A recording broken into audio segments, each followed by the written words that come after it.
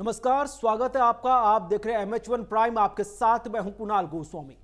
Corona नामक घातक बीमारी जिस तरह से अपने पैर पसार रही है, जो कोरोना के मामले पहले हजारों की संख्या में थे, वो अब लगातार लाखों की संख्या में सामने आ रहे हैं और आज तीसरा दिन है जब आंकड़ा 3 लाख को पार कर रहा है।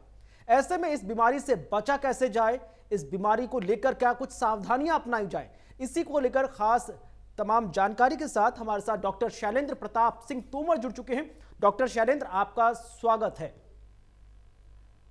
डॉक्टर शैलेंद्र, जिस तरह से लगातार हम इस बीमारी की बात कर रहे हैं, आंकड़ा लगातार बढ़ रहा है, अस्पतालों में बेड्स की कमी है, ऑक्सीजन को लेकर क्राइसिस है, मैनेजमेंट पर लगातार काम हो रहा है। सबसे पहले आपका ओपनिंग रिमार्क।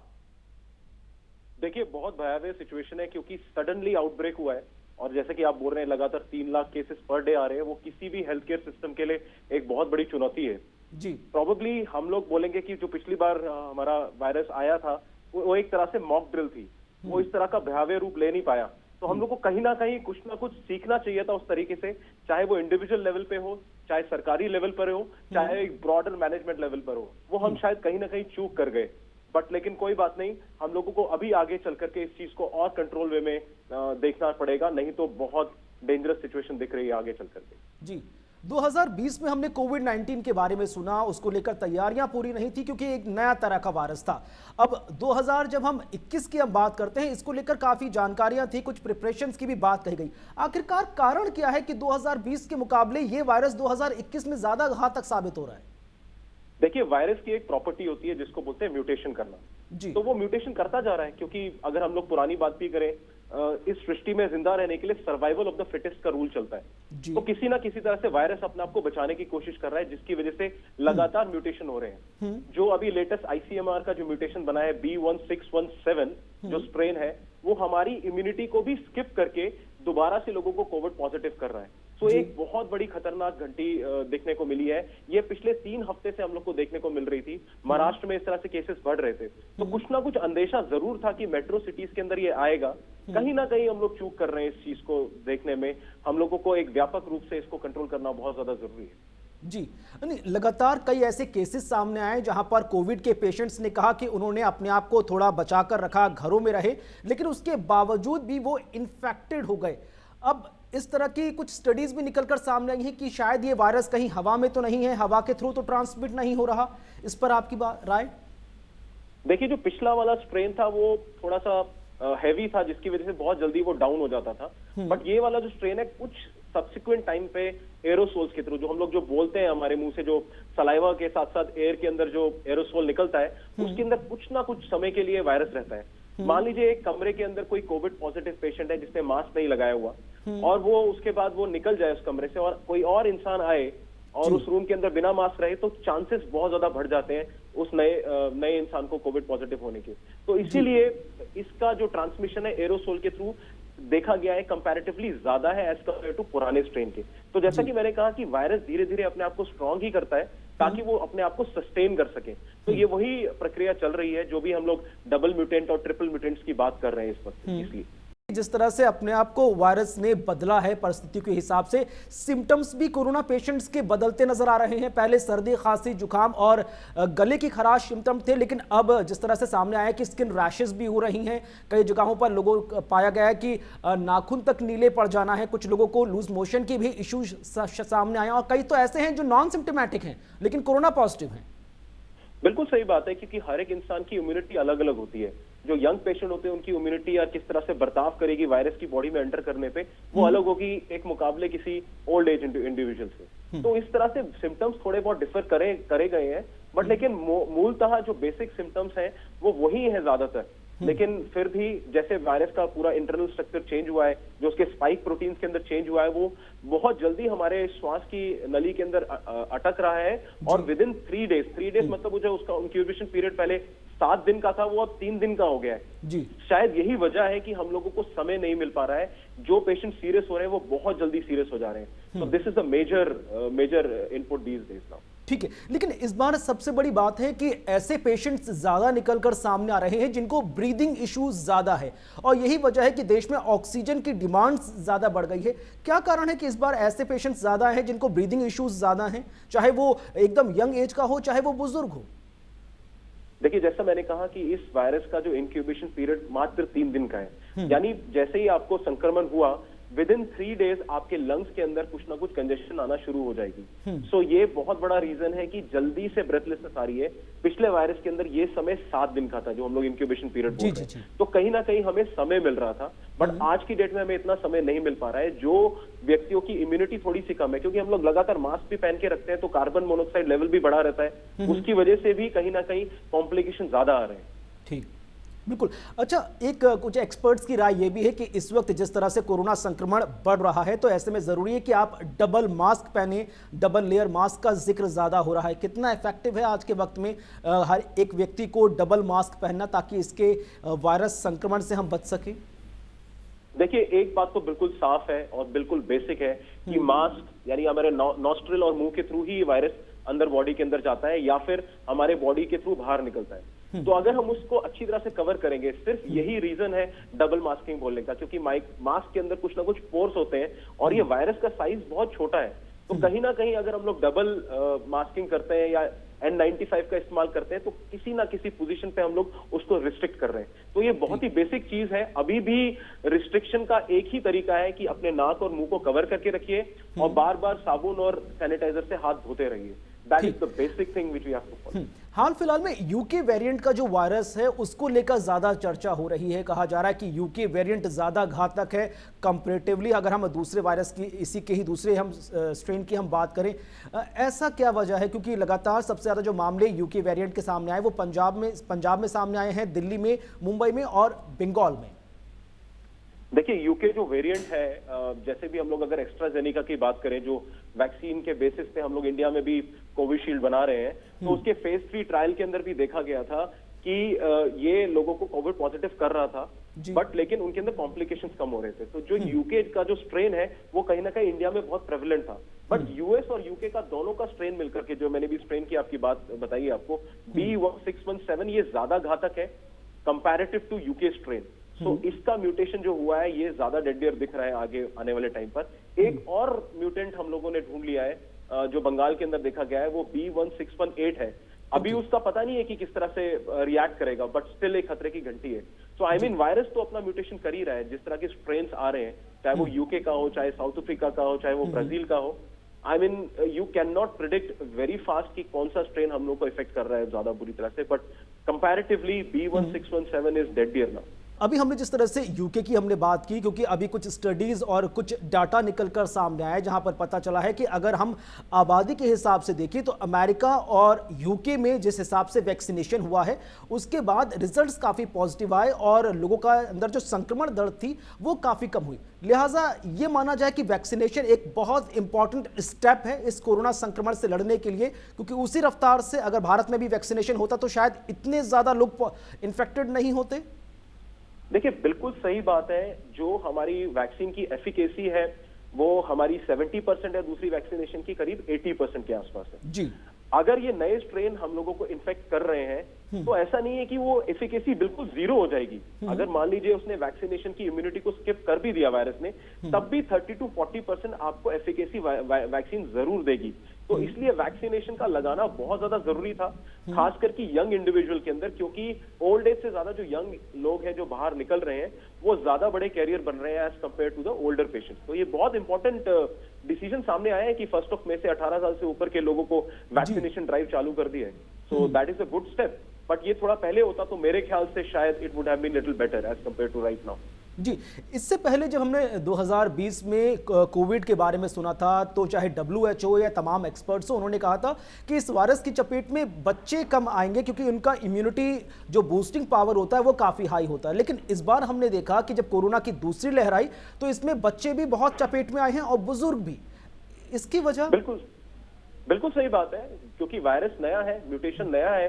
डेफिनेटली वायरस ने अपने आप को थोड़ा और स्ट्रेंथन किया है, वायरस का साइज भी थोड़ा सा बढ़ गया है, तो of course that could be the main reason.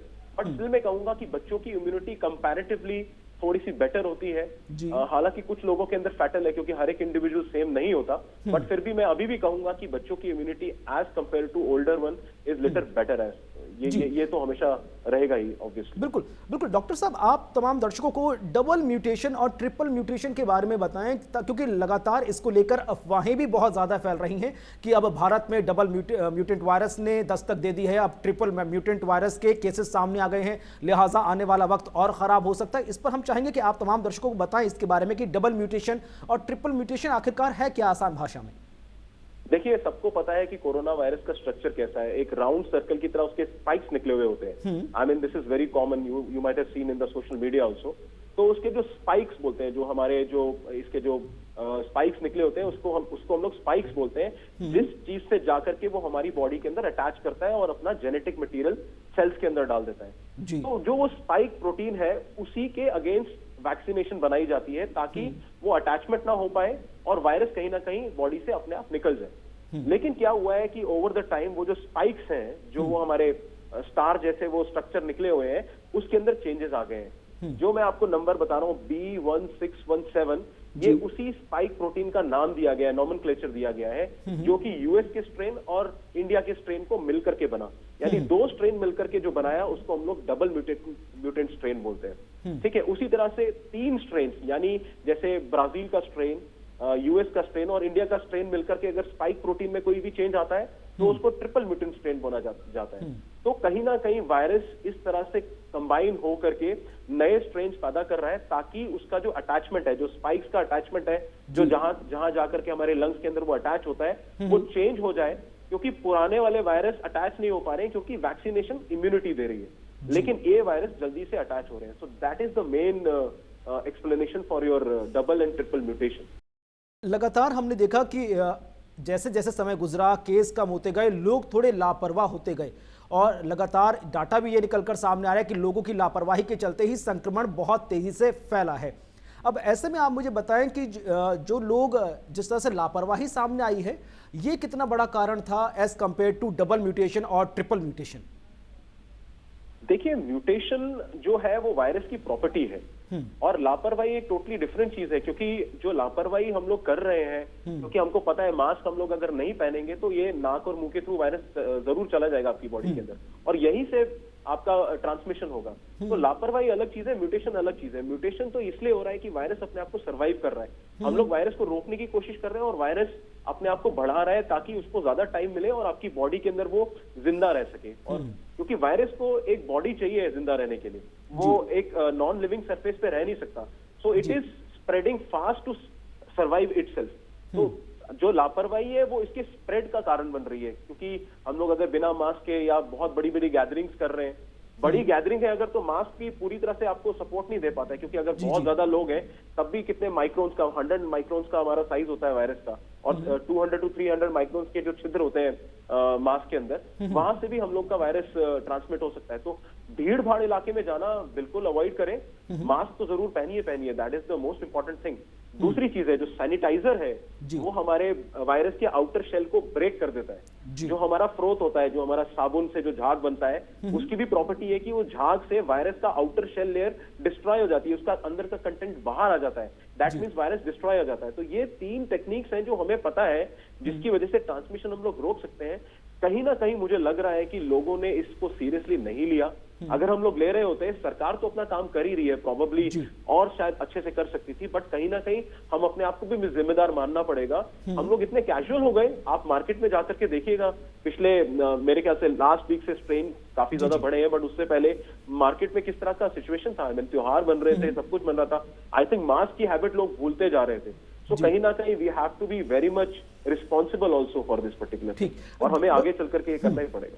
Ji doctor साहब, अभी हमने बात की लापरवाही की। लापरवाही में उन लोगों की तादाद बहुत ज्यादा थी जो ऑलरेडी कोरोना पॉजिटिव हो गए थे, उसके बाद ठीक हुए, वो मान के चल रहे थे कि हमारी बॉडी में नेचुरली एंटीबॉडीज बन गई है तो दोबारा हमें कोरोना नहीं होगा।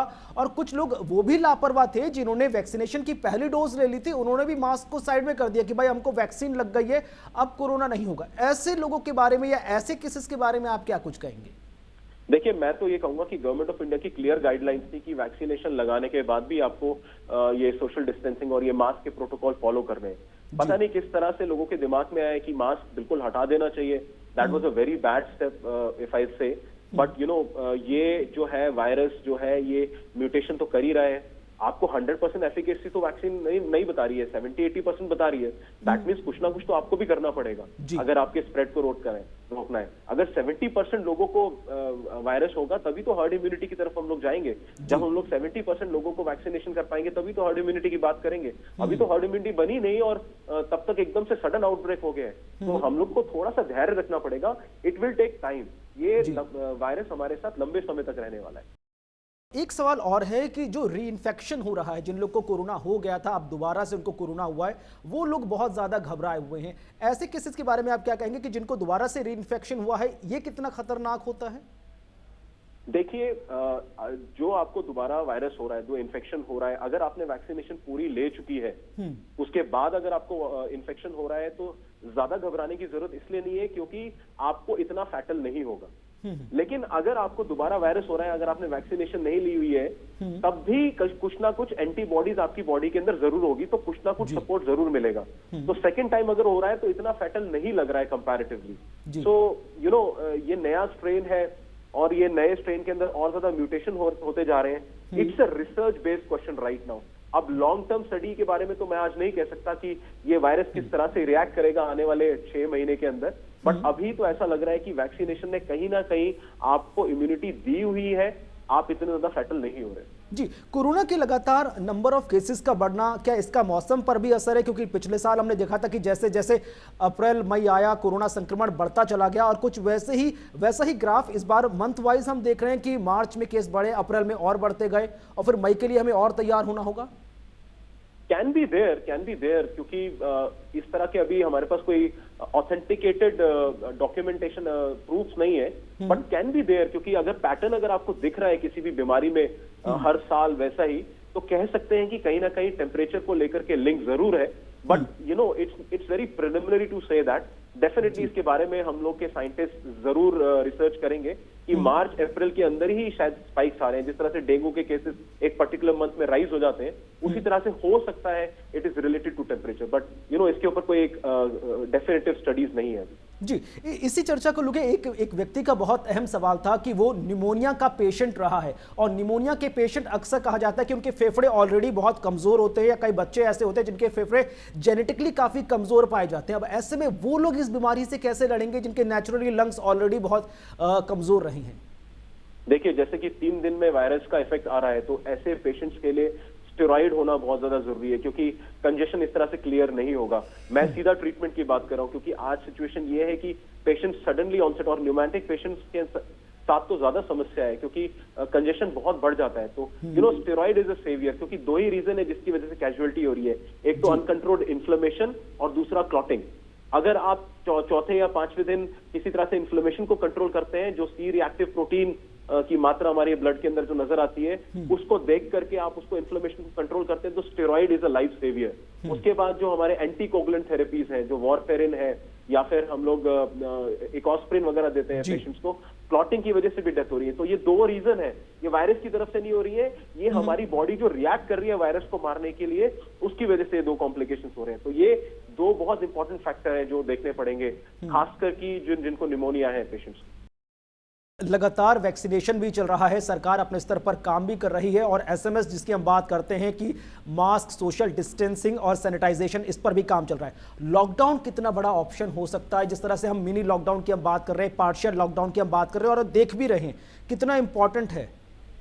देखिए, लॉकडाउन एक सोल्यूशन उसलिए जरूरी बन जाता है क्योंकि आपको दिख रहा है कि लोग फॉलो नहीं कर रहे हैं नॉर्म्स को। जी, अगर लोग अपने आप ही इस चीज को फॉलो करने लगे तो मुझे नहीं लगता कि लॉकडाउन की जरूरत है। माइक्रो कंटेनमेंट जोन बनाकर भी चीजें नॉर्मलाइज करी जा सकती हैं। बट अगर लोग फॉलो नहीं कर रहे हैं तो स्ट्रिक्ट लॉकडाउन की बहुत ज्यादा जरूरत है क्योंकि हम लोग ट्रांसमिशन की स्पीड को रोक सकते हैं ताकि जो नंबर ऑफ केसेस एकदम से आ रहे हैं वो कहीं ना कहीं ब्रेक लगे और हमारा हेल्थ स्ट्रक्चर को थोड़ा सा हम लोग स्ट्रेंथन करें ताकि कहीं ना कहीं बेटर कंट्रोल पाए।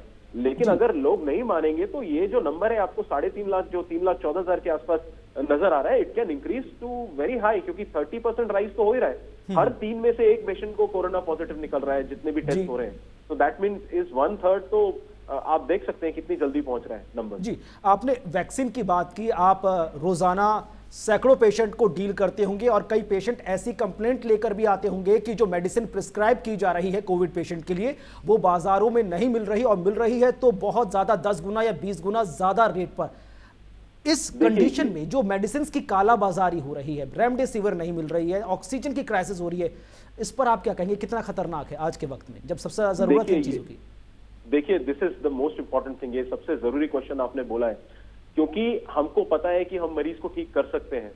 जैसे हम लोग एंटीवायरल दवाई दे देते हैं इनिशियली, जैसे ही आपको कुछ सिम्टम्स आने लगे, क्योंकि आज टेस्ट की रिपोर्ट आने में भी काफी 72 घंटे के आसपास लग रहा है। तो जैसे भी आपको अगर हल्का सा भी बुखार हो, या फिर सांस लेने के अंदर समस्या हो, या फिर आपको खुशबू नहीं आ रही है या टेस्ट नहीं आ रहा है, तो आप कंसीडर कर लें कि आपको कोविड पॉजिटिव हो गया है। तो जो बेसिक ड्रग्स हैं, जो एंटीवायरल है, वो बाजार में नहीं मिल रही है। तो लोगों की कॉम्प्लिकेशन इस वजह से नहीं हो रही है कि हम ट्रीटमेंट नहीं कर पा रहे हैं, इस वजह से हो रही है कि हम लोग उनको सही टाइम पे सही ड्रग नहीं पहुंचाया जा पा रहे हैं। ये जरूरत बन जाती है, रिस्पॉन्सिबिलिटी बन जाती है स्टेट गवर्नमेंट और सेंट्रल गवर्नमेंट की, कि इस तरह के ड्रग्स की ओवर स्टॉकिंग ना हो और लोगों को इजिली अवेलेबल हो सके। एज अ डॉक्टर मैं तो यही कहूंगा, क्योंकि अगर अवेलेबिलिटी नहीं है तो किसी के हाथ में नहीं है कि वो क्या क्या डिसीजन ले सके। क्योंकि आपने देखा है कि इस तरह की कैजुअलिटी ऑक्सीजन की कमी की वजह से हो गई है।